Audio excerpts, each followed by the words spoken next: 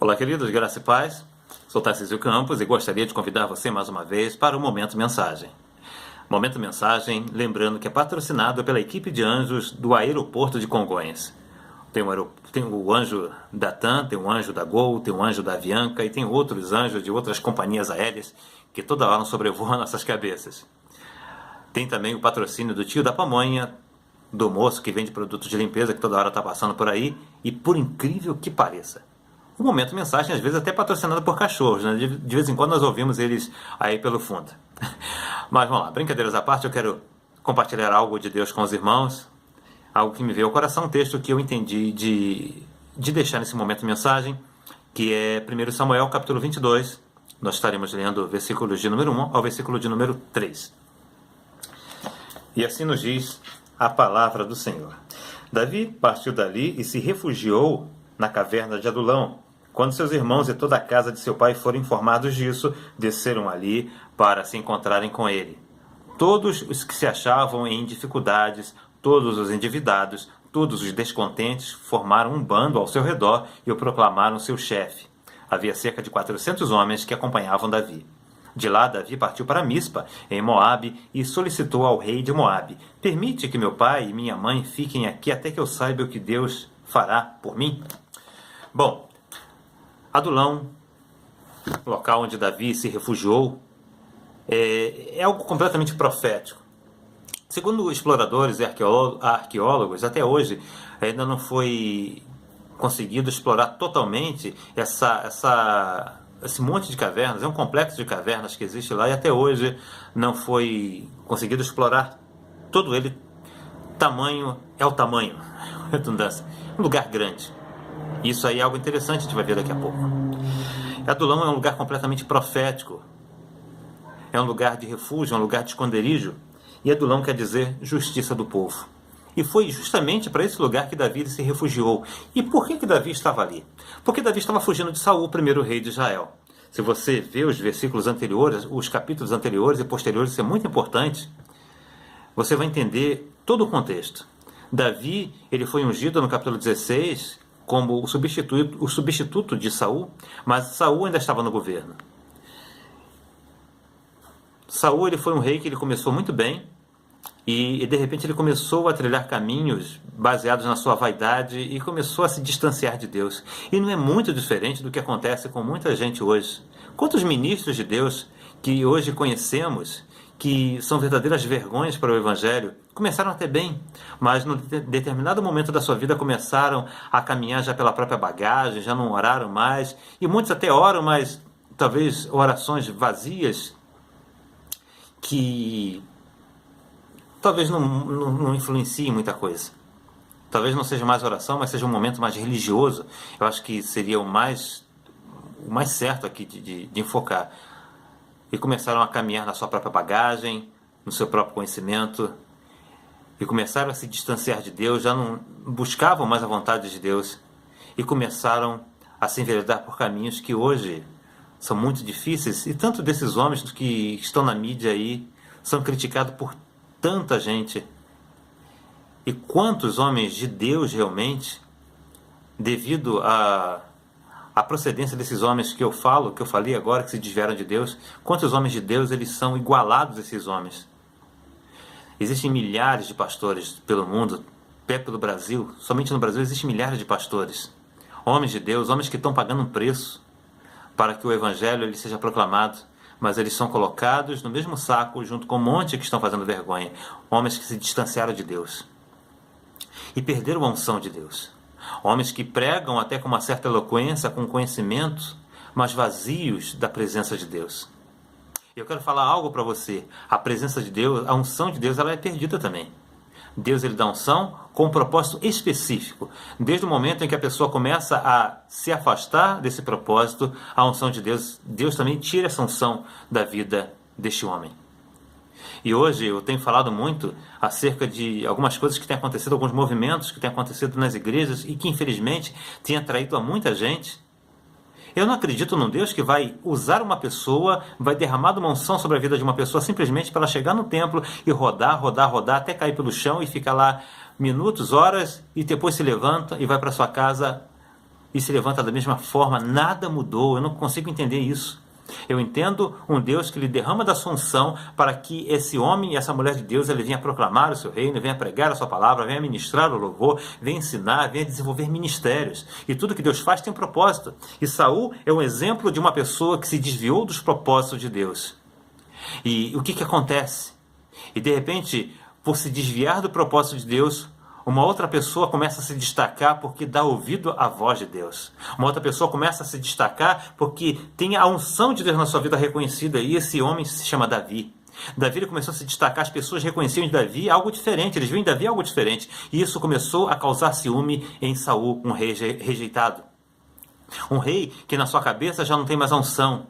O máximo que poderia ter era vestígio de um óleo que foi derramado há muito tempo atrás e uma coroa de ouro. Simplesmente isso, mas não tinha mais a unção de Deus. Lembra quando as mulheres começaram a cantar porque Saul matou seus milhares e Davi matou seus 10 milhares? As pessoas começaram a reconhecer em Davi algo diferente. E isso aí começou a causar ciúmes em Saul, um rei rejeitado. Samuel, certa vez, ele vai até Saul para falar isso para Saul. E Saul, ele rasga um pedaço do manto da roupa de Samuel. E Samuel entrega uma palavra para Saul. E nessa palavra ele fala o seguinte: porque o obedecer é melhor do que sacrificar. E algo nós podemos entender nisso tudo. O que era o sacrifício? O sacrifício era o culto da época na qual Saul vivia. E o que Deus estava falando para Saul através de Samuel? Saul, obedecer é melhor do que prestar culto a mim. Não adianta você prestar culto, não adianta você sacrificar, não adianta você viver um ritual, algo religioso, se você não me obedece. E infelizmente existem pessoas hoje que mudaram o rumo da sua vida, já não obedecem mais a Deus, já vivem baseados e vivem um ministério simplesmente de bagagem, simplesmente de aparência. Deus já não está mais com esse homem, a presença de Deus, a unção de Deus já não está mais na vida desse homem. Pessoas que têm até uma certa eloquência para falar, mas são pregações vazias. E começam a fazer o quê? Começam a perseguir os Davis da vida. E Davi agora, ele se refugia em Adulão, um lugar de refúgio, justiça do povo, o que significa. E é interessante que algo acontece em Adulão. E se você perceber no texto que nós lemos, no versículo 1, nós vamos perceber as características do versículo de número 1 e versículo de número 2. Características de pessoas que foram procurar Davi. E uma dessas características são seus irmãos. Você vai ver que Davi partiu dali e se refugiou na caverna de Adulão. E quando seus irmãos e toda a casa de seu pai foram informados disso, desceram ali para se encontrarem com ele. É interessante que esses irmãos de Davi, aqueles mesmos irmãos que lá no capítulo 17, quando Golias estava desafiando Israel, eles desprezaram, não deram crédito a Davi, chamaram Davi de fuxiqueiro, de fofoqueiro, estava ali querendo aparecer, não deram créditos ao próprio irmão. E nada diferente do que aconteceu com o nosso mestre, o Senhor Jesus. Capítulo 7 de João, você vai ver o texto de uma maneira mais enfocada no versículo de número 5. Você vai ver que nem os próprios irmãos do Senhor Jesus creram nele, deram crédito a ele. Mas depois as coisas começaram a acontecer e nós vamos perceber que os irmãos começaram realmente a perceber que há algo diferente na vida do Senhor. Tanto é que Tiago, um dos seus irmãos, foi ser pastor em Jerusalém. Mais à frente eles compreenderam, assim como aqui os irmãos de Davi, que lá atrás não deram crédito, aqui eles começaram a compreender que Davi realmente tinha algo diferente. Davi não era um rejeitado, não era um qualquer, não era um desprezado, como eles pensavam talvez. E eles foram para Adulão, onde Davi estava. E é interessante que em Adulão alguma coisa começa a acontecer. Davi estava numa caverna, se escondendo, se refugiando, temendo pela sua vida, mas em contato com Davi, esses homens eles tiveram suas vidas mudadas. Esses homens entraram endividados, descontentes, com dificuldades, em apertos, ou seja, resumindo, entraram homens falidos, homens completamente falidos na sua vida, mas em contato com Davi, eles tiveram as suas expectativas renovadas. E quem eram esses homens? Eram homens que faziam parte do exército de Saul. Só que aqueles homens, com aquela atitude, você vai ver no versículo 2 que E versículo 2, que aquele Davi ele se fez chefe desses homens. E proclamaram seu chefe. Ou seja, esses homens proclamaram Davi seu chefe. Ou seja, eles saíram debaixo do governo de um rei rejeitado por Deus. E estava agora se subordinando a um homem que tinha a unção de Deus sobre a sua vida. E que posteriormente seria ungido rei em Hebrom. Reinaria em Hebrom durante 7 anos. E mais à frente reinaria 33 anos e meio sobre toda Jerusalém. Esses homens entraram falidos e saíram os valentes de Davi. Tiveram sua vida mudada. Homens que fizeram histórias. Homens que eram braços, na vida de Davi, braços direito mesmo. Homens que Davi poderia contar em toda situação. E nós vamos perceber em várias situações que Davi realmente poderia contar com esses homens. Chega um momento em que Davi tem sede e esses homens arriscam a própria vida para trazer água para Davi. Esses homens realmente tiveram sua vida mudada naquela caverna. Eu quero falar algo para você baseado nisso. Hoje, talvez você se encontre falido na sua vida. Desesperançoso. Descontente. Endividado. Talvez você se encontre vivendo um momento ruim na sua vida, em depressão e tantos outros motivos, talvez de tristeza, falidos mesmo. Mas você pode hoje ir até Adulão, ou melhor, você pode ir hoje ao Calvário. Você hoje pode ter um encontro não com Davi, mas com o próprio Cristo e ter a sua vida mudada. Você pode fazer como esses homens, entrar em Adulão como falidos e sair de lá como valentes. Hoje você pode ir até a presença do próprio Cristo como pessoas desesperançosas e endividadas, de repente vivendo momentos tão difíceis na sua vida, mas através de Jesus ter a sua vida mudada, mudar de governo, sair debaixo do governo de Saul e para o governo de Davi, sair debaixo do governo do diabo e para o governo do próprio Cristo. E o que eu falar aqui é algo que eu queria enfatizar. Deixar a situação de falência, mas não uma falência financeira que eu estou falando aqui. Deus ele pode acrescentar na sua vida muitas coisas. Ele pode fazer com que você possa trocar aquele carro antiguinho e te dar um carro do ano. Pode te tirar do aluguel e te dar uma casa própria. Ele pode te tirar da situação de empregado e te fazer patrão de muita gente. Ele pode, porque ele é Deus, ele é dono do ouro e da prata. Mas isso nunca substituirá a melhor coisa que Deus pode fazer na vida de um homem, que é a salvação em Cristo Jesus. Porque daqui a 100, 200, 300 anos, riquezas não fará a maior diferença. Mas daqui a 200, 300, 1 milhão de anos, a salvação ela fará diferença na sua vida. Porque você pode ser rico hoje e amanhã para o inferno. Mas você pode continuar vivendo até uma vida muito simples hoje. Mas amanhã você está com Cristo e viver com Ele pela eternidade. Você pode sair debaixo do governo do diabo nesta hora e ir até Cristo, que é o Adulão dos dias de hoje, ter sua vida mudada e transformada. E o Jesus é a própria justiça, lugar de refúgio, lugar de esconderijo. Hoje você tem a oportunidade de mudar de vida. E Jesus ele fala para você hoje: vinde a mim todos vós que estáis cansados e sobrecarregados ou oprimidos, e eu vos aliviarei.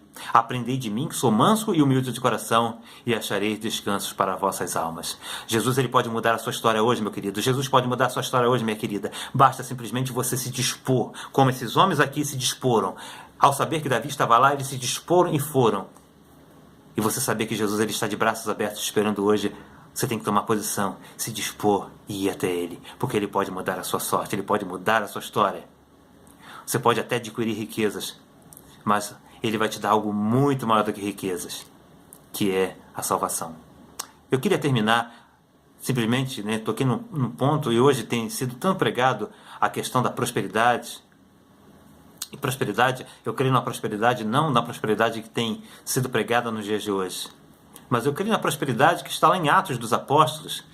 Lembra daquele homem que estava mendigando à porta do templo, na porta chamada Formosa, e de repente Pedro, quando está indo ao templo com seus companheiros, aquele homem pede esmolas àqueles homens, e Pedro, a Bíblia diz que ele fita os olhos naqueles homens, ele fala o seguinte: olha, eu não tenho prata, eu não tenho ouro, mas o que eu tenho eu te dou. Levanta-te e anda em nome de Jesus de Nazaré.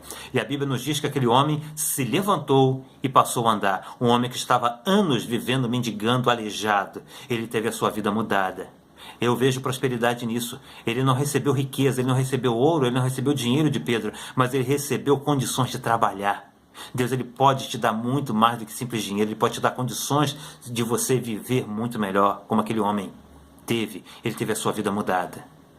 A prosperidade, a riqueza, ela passa, mas a salvação não. Você pode sair hoje de debaixo do governo, de falência do diabo, e começar a reinar com Cristo, agora no reinado de salvação, de paz, de alegria, e viver com Ele pelos séculos dos séculos. Quero deixar essa mensagem para você. Que Deus te abençoe. Aquilo que eu não consegui acrescentar, que eu não consegui falar, que o Espírito de Deus ele acrescente no seu coração e que possa mudar a sua história. E até o próximo Momento Mensagem. Que Deus te abençoe. Graça e paz.